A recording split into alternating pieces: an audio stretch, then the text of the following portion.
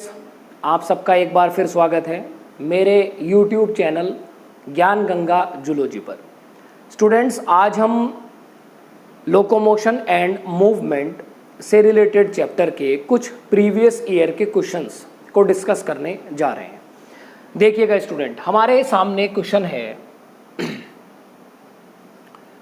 The pivot joint between Atlas and axis is a type of. ये question NEET 2017 में आया है। Student ये क्या पूछ रहा है हमसे? ये पूछ रहा है the pivot joint between Atlas and axis. Atlas और एक्सिस किसकी बात हो रही है? वर्टिब्रल कॉलम की यहां पर बात हो रही है। आप जानते हैं एटलस फर्स्ट सर्वाइकल वर्टिब्रा है जो कॉन्डाइलर बोन में जाकर फिक्स होता है। तो ये पूछ रहा है ये किस टाइप का जॉइंट है। सबसे पहले है कार्टिलेजिनस। स्टूडेंट, ये कार्टिलेजिनस ज्वाइंट नहीं है। कार्टिलेजिनस ज्वाइंट कौन होते हैं? कार्टिलेजिनस ज्वाइंट आप उसको कहते हैं जो स्लाइटली मूवेबल होते हैं, जो हमें लिटिल मूवमेंट प्रोवाइड कराते हैं। फॉर एग्जांपल, जो हमारे वर्टिबल कॉलम में सीरियली अरेंज वर्टिब्रेई होते हैं तो ये वहाँ पर प्रेजेंट होते हैं और हमें ये लिमिटेड मूवमेंट प्रोवाइड कराते हैं। सेकेंड है साइनोवियल ज्वाइंट। ये हमारा आंसर है। इसका मतलब क्या हुआ? इसका मतलब हुआ कि पिवट ज्वाइंट साइनोवियल ज्वाइंट का ही पार्ट है, मतलब ये साइनोवियल ज्वाइंट के ही अंडर आता है। साइनोवियल ज्वाइंट क्या होते हैं? साइनोवियल ज्वाइंट होते हैं जिसको आप फुली मूवेबल ज्वाइंट कंसीडर करते हैं। नेक्स्ट ऑप्शन है saddle joint. Student, saddle joint भी हमें फ्री मूवमेंट प्रोवाइड करते हैं और ये किसके अंडर आते हैं? साइनोवियल ज्वाइंट, मतलब ये साइनोवियल ज्वाइंट का ही एक टाइप है। बट सैडल ज्वाइंट हमें कहाँ मिलता है? ये मिलता है between carpal and metacarpal. Carpal and metacarpal of thumb. Carpal and metacarpal of thumb की हम बात कर रहे हैं, मतलब फोर लिम्ब से रिलेटेड। उसके बाद है fibrous joint. Student, fibrous joint होते हैं इमूवेबल, यहां पर कोई भी मूवमेंट नहीं होती। जैसे आप बात कर सकते हैं स्कल बोन। तो हमारा आंसर यहां पर क्या है? सेकंड है हमारा आंसर। चलिएगा नेक्स्ट क्वेश्चन पर चलते हैं। स्टूडेंट देखिएगा, ये क्वेश्चन बहुत ही कंफ्यूजिंग है। कुछ स्टूडेंट इसको देखकर कंफ्यूज हो सकते हैं कि ये इसकी लैंग्वेज बहुत बड़ी है, कैसे इसको समझा जाए। तो पहले आप इसको ध्यान से पढ़िएगा। देखिएगा स्टूडेंट, ये क्या कह रहा है? Out of X pair of ribs, मतलब एक्स रिप्रेजेंट करता है pair of ribs in human, only Y pair are true ribs. क्या मतलब हुआ? वाई रिप्रेजेंट करेगा pair of true ribs. Then select the option that correctly represent value of x and y, provide their explanation। Student, ये question NEET 2017 में आया है। इसका क्या मतलब है? इसने हमें दिया है x पेयर ऑफ रिब है और y है हमारा ट्रू रिब्स। तो अब आपसे ये एक्सप्लेनेशन पूछ रहा है। फर्स्ट स्टेटमेंट की तरफ चलते हैं। x इज इक्वल टू 12 और y 5। Student, x is equal to 12 pair, 12 जोड़ी, 12 पेयर, 12 पेयर हमारे रिब्स होते हैं, ये ठीक है।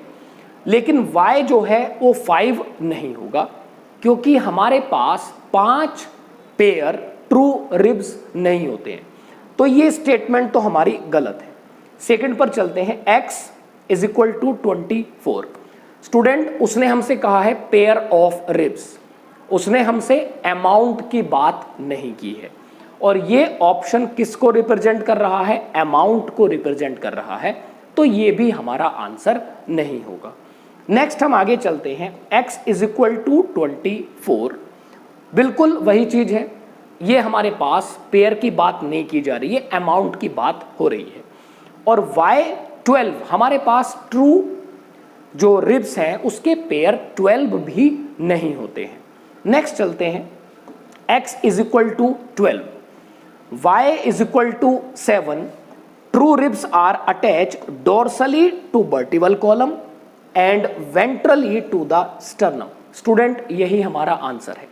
देखिएगा ये क्या कह रहा है, x इज इक्वल टू 12, बिल्कुल सही है।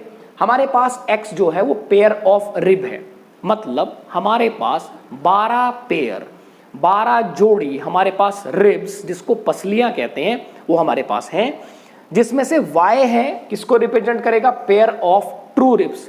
हमारे पास 7 पेयर ट्रू रिब्स होती हैं।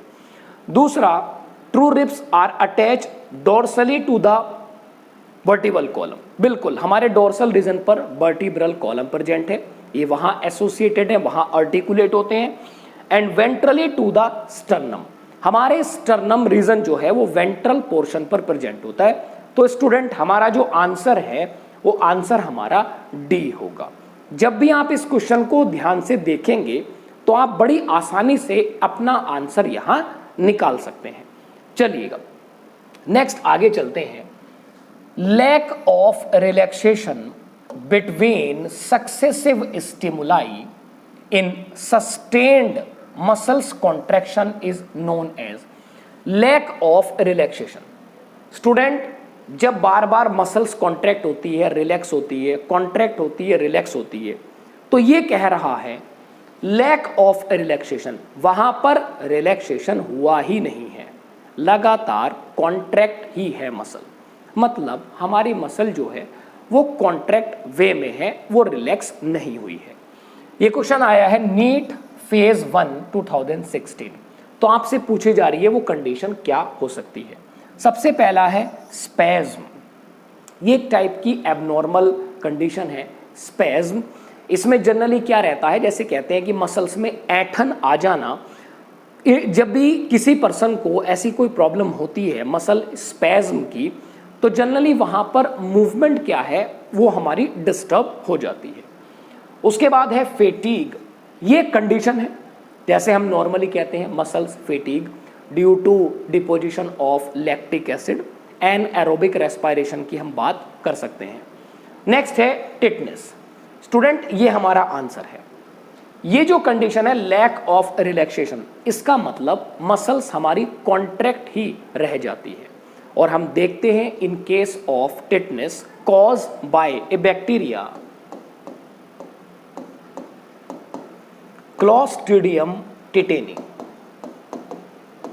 क्लॉस्ट्रीडियम टिटेनी कॉज करता है टिटनेस, जिसको आप लॉक जॉ भी कंसीडर करते हैं। यहां पर क्या हो जाता है, completely lack of relaxation of muscles हो जाएगा और मसल पूरी की तरह पूरी की पूरी कॉन्ट्रैक्ट ही रहती है। देन है टोनस, ये मसल से रिलेटेड ही एक कंडीशन है टोनस। कई बार कुछ कंडीशन में हमारी मसल टोन हो जाए, उसको ये रिप्रेजेंट करता है। तो स्टूडेंट हमारा यहां पर जो आंसर होगा वो आंसर हमारा सी ऑप्शन है। चलिएगा आगे चलते हैं। Osteoporosis, an age related disorder of skeletal system में occur due to NEET phase 2 2016 में ये क्वेश्चन आया है। ओस्टियोपोरोसिस को लेकर हमसे कंडीशन पूछी गई है। चलिएगा देखते हैं। फर्स्ट ऑप्शन है high concentration of calcium and sodium. Student इसका ओस्टियोपोरोसिस से कोई मतलब नहीं है। हाई कंसंट्रेशन ऑफ कैल्शियम, अगर हमारी बॉडी में कैल्शियम ज़्यादा होगा तो हमें स्टोन हो सकता है। कैल्शियम ऑक्जेलेट अगर ज़्यादा डिपॉजिट होता है तो हमें स्टोन हो सकता है।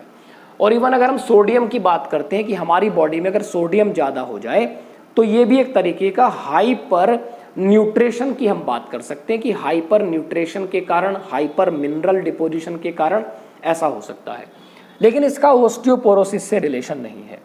सेकंड है डिक्रीज लेवल ऑफ एस्ट्रोजन, और यही हमारा आंसर है। डिक्रीज लेवल ऑफ एस्ट्रोजन में बोन मास हमारा क्या होने लगता है, डिक्रीज होने लगता है और बोन फ्रैक्चर के चांसेस बढ़ जाते हैं। इसी कंडीशन को हम कहते हैं ओस्टियोपोरोसिस। स्टूडेंट प्रीवियस वीडियो में भी हमने इस बीमारी के बारे में बात की है। नेक्स्ट देखते हैं accumulation of uric acid leading to the inflammation of joint. Accumulation of uric acid, uric acid का एक्यूमुलेशन हो गया जॉइंट्स पर। स्टूडेंट ये जो बीमारी है ये गाउट को रिप्रेजेंट करती है। Finally immune disorder affected neuromuscular junction leading to fatigue. ये इम्यून डिसऑर्डर की बात की गई है, ये एक ऑटो इम्यूनिटी से रिलेटेड प्रॉब्लम है, myasthenia gravis. Myasthenia gravis student, इस कंडीशन में ऐसा होता है, immune disorder affected neuromuscular junction leading to fatigue, ये फेटीग को लीड करता है। तो स्टूडेंट, मुझे उम्मीद है आप लोगों को इन क्वेश्चन से रिलेटेड डाउट आपके क्लियर हो जाएंगे और आप इसको ध्यान से देखिएगा, समझने की कोशिश करिएगा और लगातार आप मेरे YouTube चैनल ज्ञान गंगा जूलॉजी के माध्यम से आप लगातार मेरे साथ जुड़े रहें। मेरे वीडियोस को आप ज़्यादा से ज़्यादा शेयर करें, मेरे वीडियो को आप लाइक करें और मेरे चैनल को आप सब्सक्राइब करें। All the best students for exam and thank you so much.